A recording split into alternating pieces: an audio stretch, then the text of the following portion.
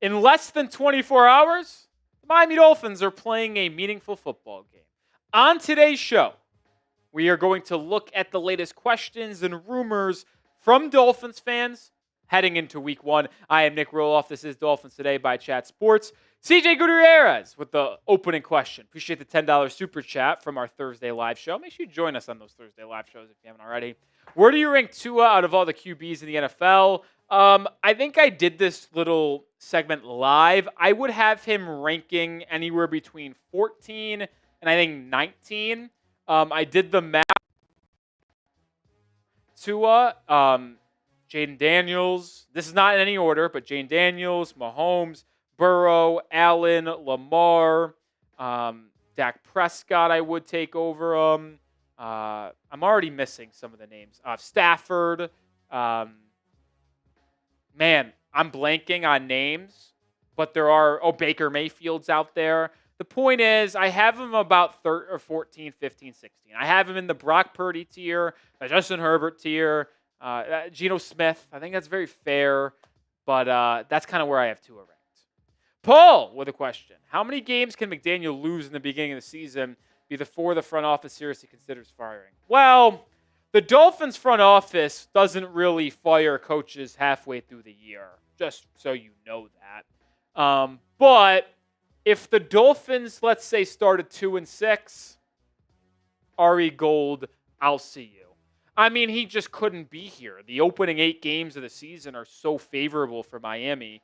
You have, I think, a relatively easy opening game, even though the Dolphins are underdogs according to Vegas. I think it's a must-win, should-win game against the Colts. You should be able to beat New England at home in week 2. You should be able to beat the Jets at home in week 4. So you're projecting, in my opinion, a should-be Dolphins 3-1 football team at worst. And then in the second month of the year, you play the Browns, the Panthers, and then the Falcons and Chargers. You should absolutely go at worst 2-2 in that stretch. So I'm thinking at worst throughout the first 8 games, you should be 5-3. I'm hoping for 6-2. 6-2 would be splendid. 5-3 is bare minimum. But if you're 2-6, that means you are just having no grasp on this team. You probably would have lost the locker room by that point. So if the Dolphins go 2-6 throughout September and October, yeah, I would probably fire him in November. But will the Dolphins do it? Probably not. They'd probably wait till the end of the season. But if you want more on the Miami Dolphins, this is the handle for you. At Nick_Roloff is my X/Twitter handle. If Dolphins ever did fire McDaniel, we'd have the news and reaction first over there. Go follow me right now for news, rumors, highlights, and everything you need. Brother, BR, which week do you see Rasul Douglas becoming a starter, or do you think he'll stay as depth? Well, if we're going to be honest, the hope should be he is never a starter. Because if he is never a starter for the Dolphins, that means your actual 2 starting corners, Storm Duck and Jack Jones, stayed healthy and played really, really well. But I will have to imagine one of them will get banged up or one of them will struggle to where it would make sense to actually start Rasul Douglas. Now, I could see that happening in week 2 or week 3. Could even see it happening in week 4. Like, it's hard to project. Like, if they struggle against the Colts, well, you're probably starting Rasul Douglas in week 2 because the Colts don't have a good passing attack. They struggle in week 2, well, maybe Douglas gets that start against his old team because he knows what they like to do offensively against the Bills. And then if you get torched against Josh Allen, yeah, you definitely got to rule him out there in week 4 against the Jets. Point is, you hope that he doesn't start because you want Jack Jones and Storm Duck to succeed. But if I had to give my prediction on when Douglas is most likely a starting outside corner, probably would be week 3 against the Bills. Joey D, do you think Chop Robinson will become our TJ Watt type of player or Parsons this season? I think he does. I think he does. Now, I will pump down the hype a little bit, Joey D. TJ Watt is one of the more incredible edge rushers that we have ever seen. He is an absolute game changer. He, over the last 5 years, has averaged, 17, 18 sacks. He had a 20-sack season, 1 depoy. But the reason why he is so phenomenal is the way he's able to defend the run and make difference. Like, the amount of fumbles that he forces is just absolutely ridiculous. Chop Robinson as a pass rusher can get to that tier. I think he absolutely can. But he needs to hone in on his ability to stop the run a little bit more as well. You see it. I fully expect and believe Chop Robinson can have 10 plus sacks this year, and I think he will be a top 5 DPOY odds guy going into 2026, assuming he's able to build on what he did a year ago, where in the final 10 weeks of the year, he was a consensus top 5 edge rusher according to every Pro Football Focus advanced metric. So you're asking me, I mean, this guy's in for a massive season, and that's the expectation for me as well. I hope it happens, but if you had to ask if he's more likely becoming a Micah Parsons or TJ Watt, probably more of a Micah, because both of those guys are extremely athletic, have their deficiencies in the run game, while TJ Watt's on a different breed. Let me know, what is your biggest key to victory in Week 1? We're less than 24 hours away from Week 1. Let me know which is the biggest aspect of the game that you're focusing on. Chad Jones says, how many sacks do you think Miami will get this year? Okay, this is a great question. Let me look at the exact number they had last season. Well, I guess I can do the quick math. They averaged 2.1 sacks per game a year ago. 2.1 times 17 is probably 35, 36 total. So let's say it's 35, 36. I would probably project they double that at minimum. I'm thinking 80 sacks. I'm thinking 80. 35.7 is the math. Shout out to Coop. Quick math by me, not bad, folks. Not bad. I'm saying 80. I think the leading sack team got 100 last year, so I think 100 is possible, but I'll stay modest and go with 80. I really think Chop gets 10. Let's say Chubb and Phillips both get 8 or 9. So now we're already at, 30, 37. Now we're talking Sealer probably with another 8 or 9. We're at 46. You'll get some Judon 4 or 5. Now we're at 51. You get a sack or 2 from a couple corners, a couple linebackers, and that's where you climb up to that 80 number. I think that's a fair number, but who knows? Maybe one of those guys I just mentioned explodes and they get like 15, 16 sacks, and now you're talking 85, 86, 87 sacks. Like, let's just say this. Last year, they got 35 sacks. This year, I would assume minimum doubled to 70. 70 is the baseline for me.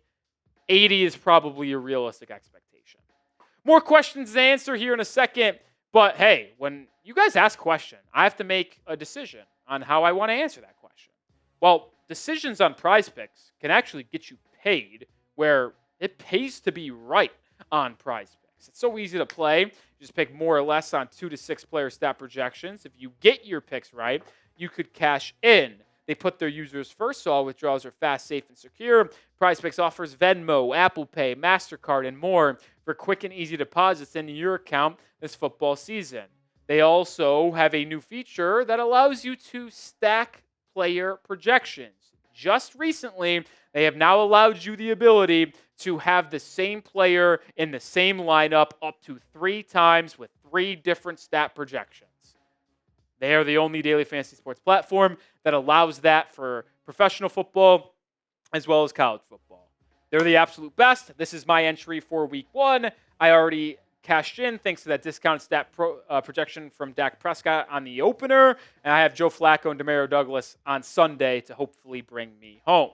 Download the app today and use code CLNS to get $50 in lineups after you play your first $5 lineup. That's code CLNS to get $50 in lineups after you play your first $5 lineup. PrizePicks. It's good to be right. Lost Texan with a question. I feel as if Tua can be a top 5 QB in the league. We've seen it when he finished 6th in MVP voting 2023, not 2024. If he's healthy all year, do you see the potential for the Finns to go? Is there more to this question?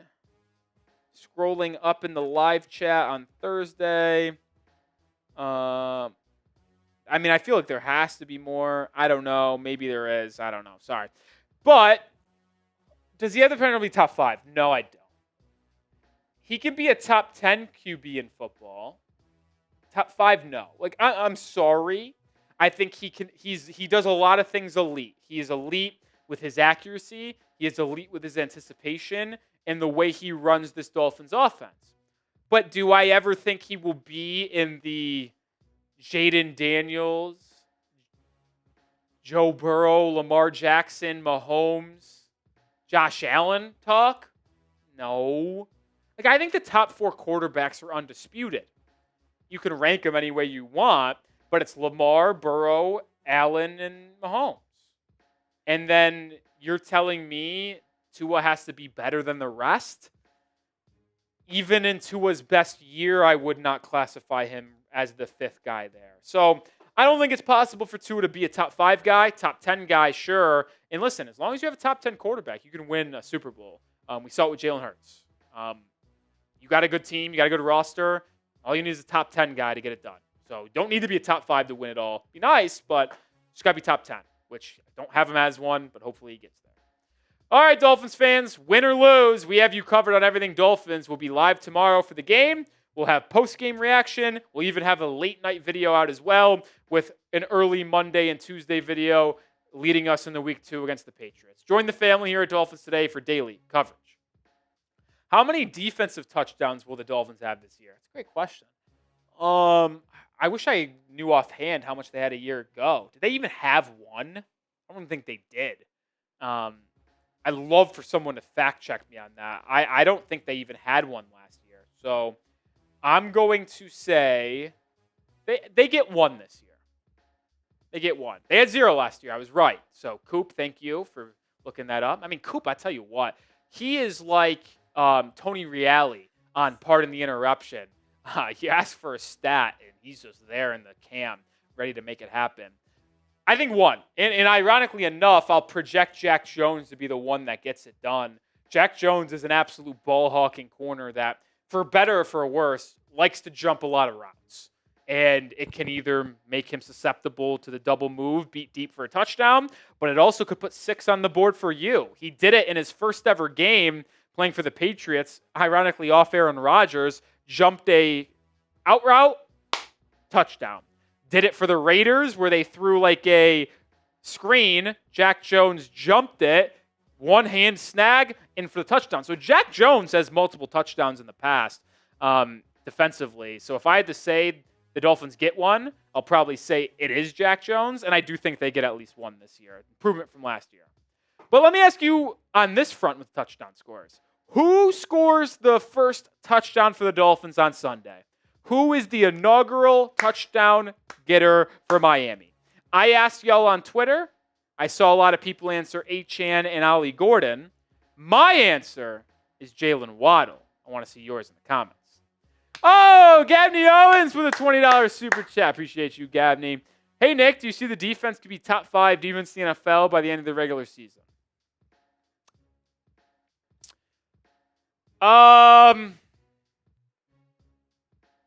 Top 5, no. Top 10, yes. I think the Dolphins will have a top 5 pass rush, but a top 5 pass rush isn't all that is required to be a top 5 defense. I still think the limitations at corner will hold us back ever so slightly, but not enough to not make us a top 10 defense. I think the Dolphins have a top 3, top 5 pass rush in football. I think they'll be top 10 in run defense due to the linebacker play, but they might struggle at times against the pass. When a good offensive line is able to give their quarterback that extra half a second to dissect our secondary, I think that could give us some issues. So if you're asking me top 5 pass rush, yes. Top 5 defense, no. But a top 10 defense is absolutely on the horizon. All right, that'll do it for our mailbag. Appreciate everybody for getting their questions in. If you missed out on getting in this mailbag, 1, make sure you join us for our Thursday and Monday live shows. But also follow me on Twitter where you can ask me more questions, whether it's in my DMs or in my replies. Just go follow me at Nick_Roloff if you want more on the Miami Dolphins.